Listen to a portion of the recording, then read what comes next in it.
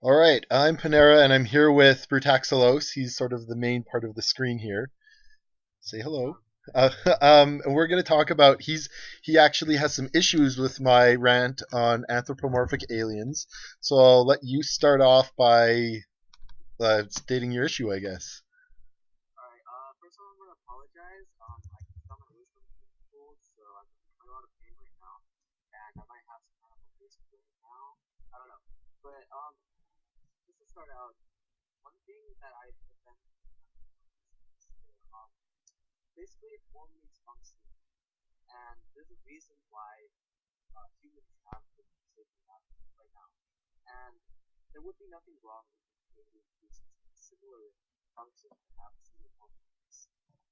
Um, yeah, I mean, definitely listen to, but there's nothing wrong with uh, separate and eventually forms are the Um, I would answer that by saying, like, you're right. Form does usually have meet function, but as far as you have to go through the necessary steps in order to get that right.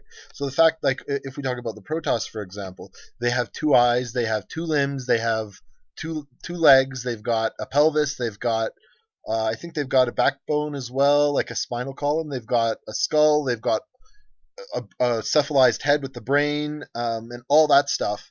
That's an absolute shit ton of adaptations that need to sort of pile up in order for them to have the same anatomy.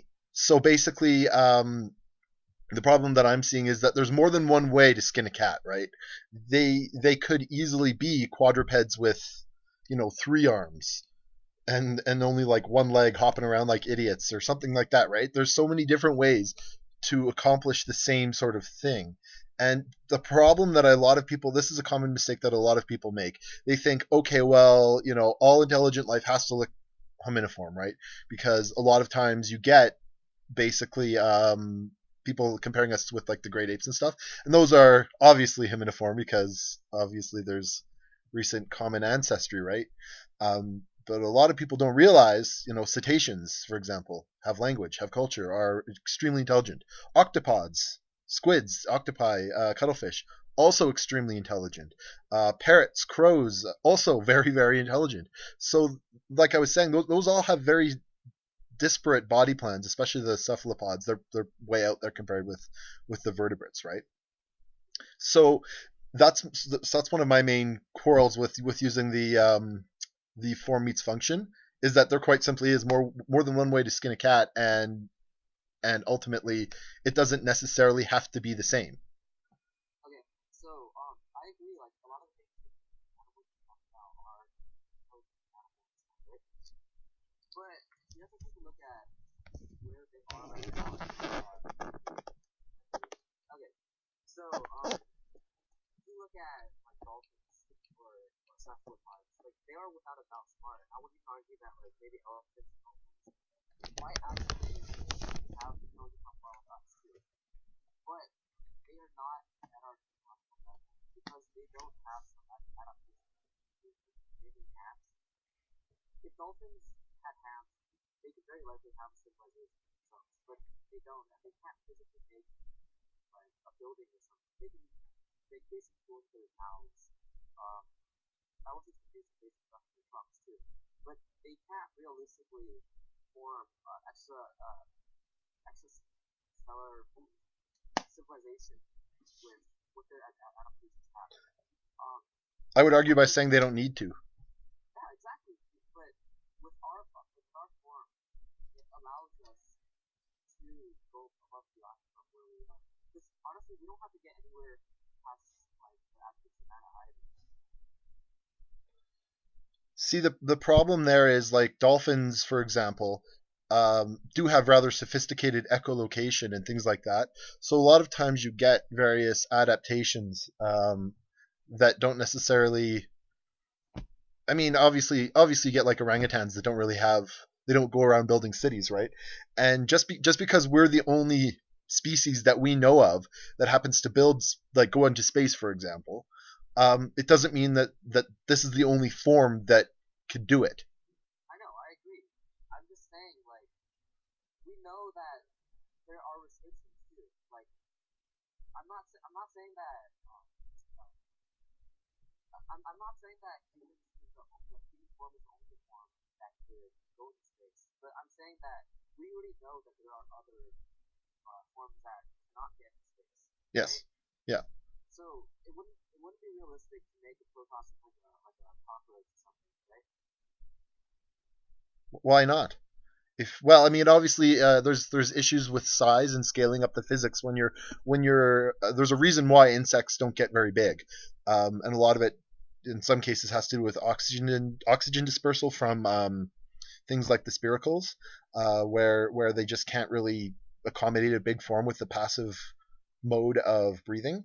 Um, there are certainly things that you would expect of a race that's like spacefaring, for example. You'd expect. It's mostly the hand thing, Well, you can get away with. There are things that are prehensile that can accomplish some rather detailed things. For example, the penis of a tapir is they're basically tripods. Well, it goes down to the ground, and it's actually prehensile. It is, yeah.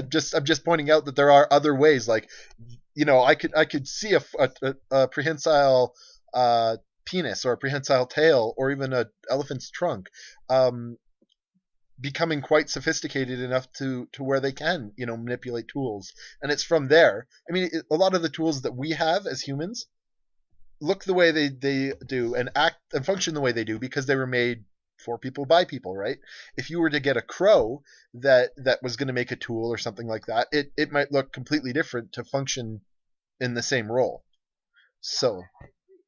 Like obviously a crow or a dolphin will be able to like fly a jet or a bamboo or something, but they had to get the necessary tools to start processes, developing the machinery to help. sorry, this is Uh, my cat just woke up and I thought he's part ragdoll, so we'll have him in the video. So yeah, no, the thing is that the problem is that we're coming from a standpoint of ignorance, right? So I know, I agree with that too, but it's like trying to design a culture when you only see your own culture. It's not really like it's safe. Actually, work is a safe way. You can it's a safe way to show something is realistic. You can't just make up something out of the blue, and that would be more risky than and more unrealistic than something that we already know that can work. well, why when you have all of this different life on Earth that you can take parts and pieces from, or even chunks from, and create something that looks unique, is cool, has functionality, and then just give it a big brain. I mean, it's not something that's that difficult. And I think, I mean, it's not necessarily just that anthropomorphic aliens piss me off. It's that every alien ever is friggin' anthropomorphic.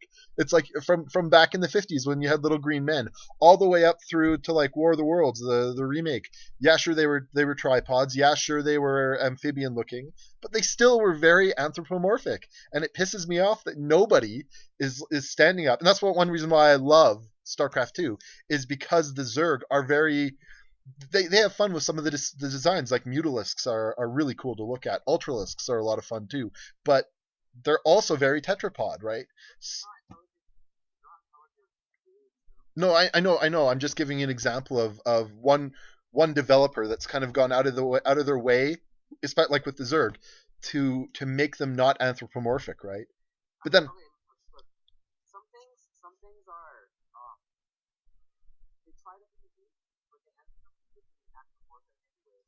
Even yeah, though the War of the Worlds doing it, I consider it not. I think I remember something. They were like, no, they were tripods, yeah, they're but then they tripods. had two other limbs that came out of their chest. Yeah, yeah, yeah. Would you say that was anthropomorphic? It is. I mean, they have two legs. They have they have a pelvis. They have a pectoral girdle. They have very vertebrate anatomy. They've got a cephalized head. They've got a mouth with teeth in it. They've got eyes. They've got ears. They've got like there's so many traits that these guys, for example, possess that makes them more human than less. It's kind of like with Star Trek, where like they'll put like some weird wrinkles on an alien's head. Yeah, well, I'm just saying that like Yeah, they're a little bit retarded, and they actually explained in Next Generation. It was rather funny. They're like they did this whole song and dance about like these aliens seeding the galaxy with hominiform DNA, and I was like, okay, but here's the thing: you can put in hominiform DNA, and then that won't necessarily work for, and then and then when you get like 4 billion years of evolution, they're not going to end up looking as similar as like a Klingon and a Romulan. It's We're probably gonna get like 50 billion dislikes for this. Well, Star Trek, to be fair, is kind of derpy. Though I love the Borg, and one day I'm going to cover the Borg. They are so badass. I love them. So, but anyway, back to sort of the topic on hand. My point is like even if you try to make something as fun, human like as possible, there's gonna be traits in it that will look human like. Yeah, well, just think about it this way: if you made a Zerg walk on 2 legs instead of four, that is ridiculously hominiform right there. Yeah, So if you make some intelligent alien with like 4 legs, and then they need okay, you need to have some kind of graphic tool. Okay, yeah, okay. Let's just say it's a trunk or something. Um, but okay, judging by evolution, a head is pretty important. Even like I don't really know of any intelligent thing without a head. no, no. Well, that's why I mean cephalization, right? It's sort of an area where a lot of these neurons can coalesce and start to form more advanced things like thought and yeah. So if you have a head, if you have some kind of graphic tool, in the end somehow it's not usually end up being somewhat human. Yeah. Well, I mean, you could always have the head capsule coming out of like a different place, right? Like they always have a head on a neck, on shoulders, with 2 arms coming out, and that's the problem, right? You can have cephalization without necessarily having the same body plan. I mean, hell, there's a type of fish that was recently discovered that's got a gigantic penis coming out from the bottom of its head. I'm not kidding you. It's real, and it's like the most ridiculous looking thing, but it's also the head capsule has been reutilized, right? It's showing that there is that plasticity, and we're not seeing that in game design or even any sci-fi design, right? And that it's so frustrating because it could be so much more. I'm trying to think of a example of something where the head would not be something like that.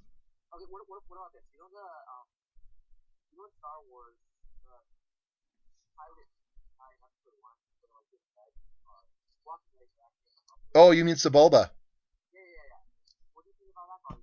Well, that's the same as ours. The only difference is that he's using his arms are more robust and he uses them to walk instead of his feet. I mean, ultimately that still is very anthropomorphic, and I know it's really hard for somebody to for even me to grasp what life that we don't know of could look like, right?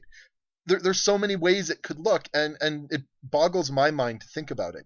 So for somebody who doesn't know a lot about the life on this planet, like somebody who's only say taken human anatomy, I mean, where do you go with that? It's so hard.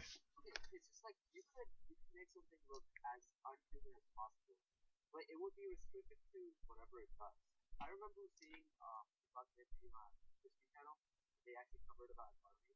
Was it Um, Ancient Aliens? Because that's not a no, documentary. it was the universe. Not to do with it. Yeah, no, that was a good show. Yeah, The great types and stuff. yeah. They talked about it. Mm-hmm.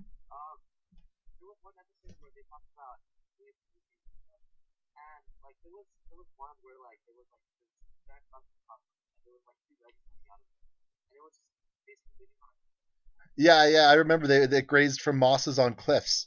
yeah. And then there was also like other things that live in worlds that are really cold, and they live in their time.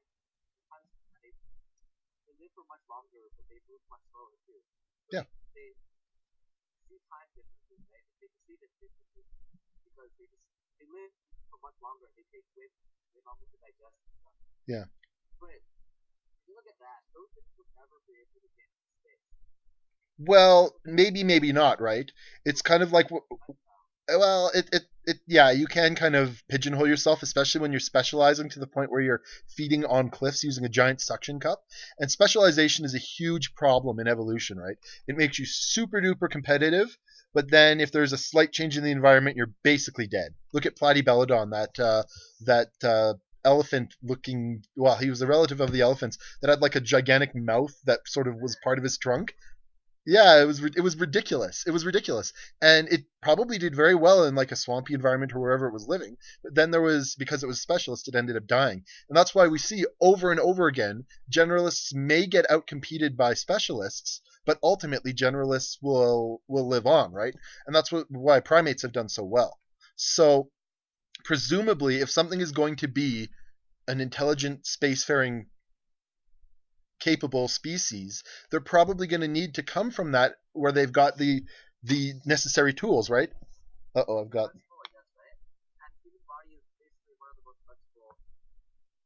Sorry, my computer's yelling at me to plug in here. Just give me a sec. I'll just give me 1 second. I gotta get my power cord.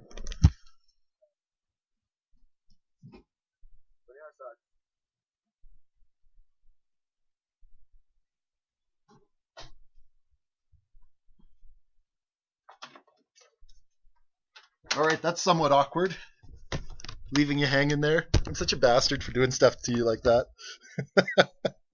Yeah, just sitting there smiling, like, "Oh, this is great." No, that was my fault. Sorry about that. I thought that I had enough battery power, but I guess I didn't. So, anyway, so you've got to have the basic tools, right? So like, and that's where my argument comes in, that you need to have the right evolutionary predisposition or predecessors, because you basically are the amalgamation of what your ancestors give you. So imagine primates, for example, had not developed binocular vision, had not therefore not really developed color vision. Um, I mean, that changes, that little thing might seem small, but that changes dramatically the entire evolution of the lineage. And that's my point, right? You need to have this, like, just thousands of individual adaptations that add up to what an organism is, and for them to be something to ultimately come out that looks so similar to us, it gets less likely with every single step. So But you have to look at like the bottleneck effect, right?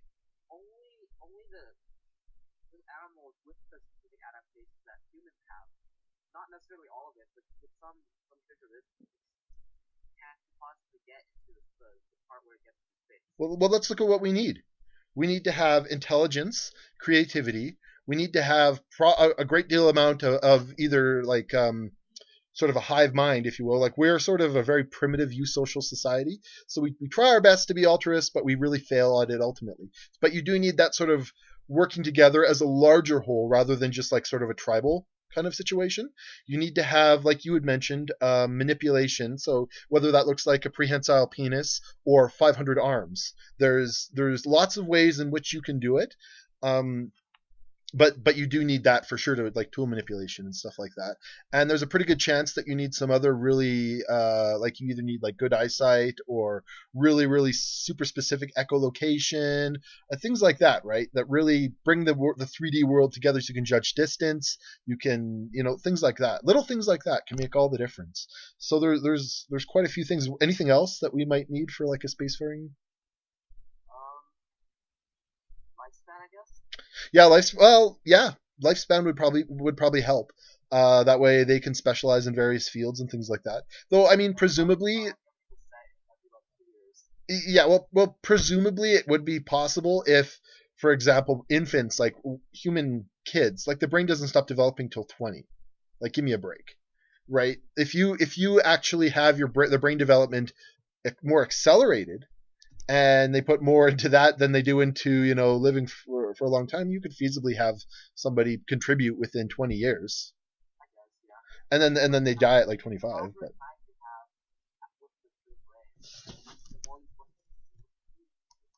sorry, what was that? You'll have to speak up. The longer time individual has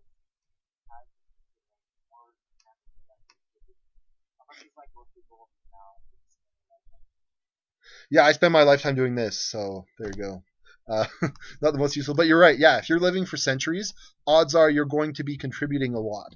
And I mean, I don't have a problem with things living that long. I mean, the longest lived organism that we can confirm was about 250, and that was a tortoise. Presumably, a lot of whales live well into their hundreds. Which ones? Tube worms? Oh, yeah. Pogonophrans can live for ages. Though, then again, they live in a very volatile scenario where the vent can stop, and then all of a sudden it's like, oh, you're dead. So yeah, they're I don't know, there's kind of a happy medium where, like, as you add complexity, it makes it less likely that you're able to live for a long time because there's more that can go wrong, right? It was like, actually, Star Trek mentioned this when they were talking about Klingon physiology. They're like, they've got like 3 lungs and 4 livers and all this, and this one person just was like, well, yeah, they may have all these fail safes, but that's, more things that can go wrong. If you have 4 livers, you're 4 times more likely to get liver cancer. So there you go. Mind blown, right? Another thing, like, how often does something have three or something? We have triradiate things now, I believe. If you look at the Ediacaran biota, I mean, it's not that feasibly hard. It's just it just so happens on this planet that the most successful body plan has been bilateral, right? I mean, I would say that there's a reason why we don't have like hexapods. I mean, like not as like insects with 3x2, like 2x3. Like we have 3 legs, 3 arms. Yeah. There's probably some kind of biological reason why we didn't evolve into that. It just that the ancestors happened to it was most successful for our ancestors, and so that was passed down, right? Like these bilateral connections, is that would you say that's helpful if you want to be intelligent? Well, it doesn't hurt, but you could always have like a trilobed brain. Yeah. If you even have a brain, I mean, you might have. I mean, there's so many different ways to accomplish intelligence. Like, You have 4 arms, like that really doesn't hurt that much. When you have 3 arms, you're one coming out of your chest. So that's kind of weird for your body plan, and probably wouldn't evolve that because well, you want if it was such a to detriment, walk around. it might be vestigial. It might be sexual selection. Sexual selection can really screw things up. Like, look at deer. Like, nature's fastest growing bone, and what do they use it for? To get laid. Like, seriously, nature's fastest growing bone, and that you're not redeveloping broken limbs. You're getting laid. Wow, good job. Like, it's the most ridiculous thing. So I honestly, I can see it being possible quite easily. Um, hmm? What? But yeah, I mean, come on, man. Nature is funny that way. We've covered fastest growing bones and prehensile penises. That's right. Nature's fantastic. So, well, I think it's entirely feasible that you can have something that's even like split 6 ways, right? I mean, it's not that this is the best way. In fact, there's plenty wrong with us. Think the broken vitamin C gene, for example. That is the like stupidest thing, right? We can't produce our own vitamin C because, and we didn't need to because we ate a lot of fruits and veggies. But now that we're real men, all we eat is meat. All I eat is meat. So I could probably get scurvy. I know my brother drinks V8 just so he doesn't get scurvy. That's like the sole purpose that he drinks V8 for. It's amazing. So I like That's whatever. no, it's terrible. It's awful. Alright, So competition's over. okay, conversation over. That's it. You're cut. That's it. No more episodes for you. Go make your own channel, noob. Actually, yeah. So anyway, sort of to summarize, because we're kind of going long here. I think it's possible. It's just really hard to conceptualize what other life might look like. Like, I know I did promise on the BattleNet forums that I wouldn't talk about ants as much, but a good point is that their communal intelligence. I mean, an individual ant is so stupid that if it gets lost from a pheromone trail, it's pretty much dead. It's not going to find its way back to the hive, right? But when you get ants working together in tens or twenties or thousands, that they're actually these creatures that aren't able to produce a thought on their own, most likely, are able to produce actual tactics, which is amazing. And they don't do it by any leadership or anything. They just do it, and I don't know how they do it, but it's Not by creative thought. no. It's not. It's quite an amazing process. So there's lots of ways to accomplish intelligence as well. So Build a rocket ship, then I would argue that like I think it wants us to do that. But it's not. It's not. I mean, the instinct can't build a rocket ship or like a radio or something.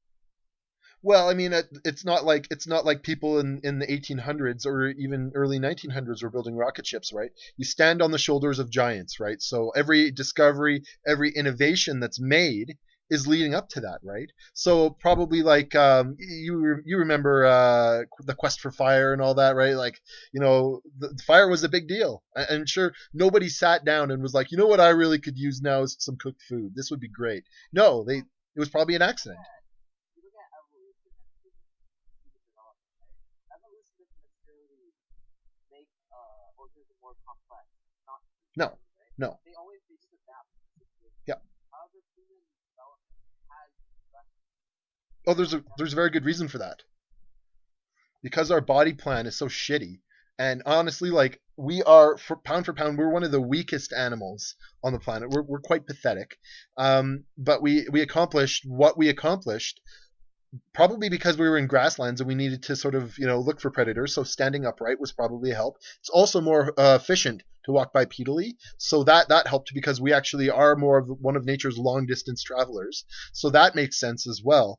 And brain development was actually probably set into hyperdrive because we were eating carrion. So anytime we could eat like bone marrow, for example, which is extremely nutritious, that actually probably helped quite a bit. So there is these little things. It's not like we early humans sat down as a group and go, okay, you know what?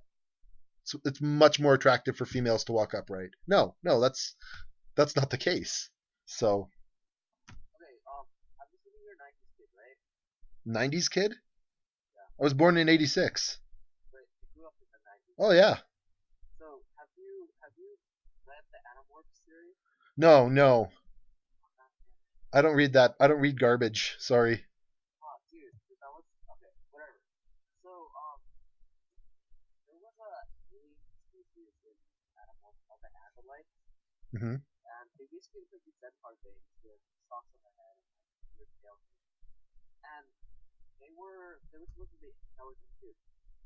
But if you look at that, it gives you a humanoid except with other characteristics that make it more physically strong. Um, this would be like it would be kind of anthropomorphic too.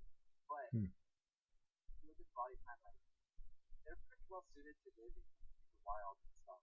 So there's this reason why we don't have intelligent intelligent animals like that because they don't really need to develop brains like as much as us. So having extra traits that's just like more focused on a physical body plan or something might actually hinder development for like intelligent animals. There's certain, yeah, predispositions and stuff, but I mean certain intelligence isn't something that's limited to humans, right? And of course, we're going to cover anatomy of animorphs, right? Of course, one day, way down the road, when we've got nothing better to talk about. Brutaxilos here is going to be doing anatomy of animorphs for all you 6-year-olds out there. Um, and now you're going to get That would be teased. badass. You're That gonna would be you're badass. you're gonna get teased, man. I'm sorry. This is gonna happen.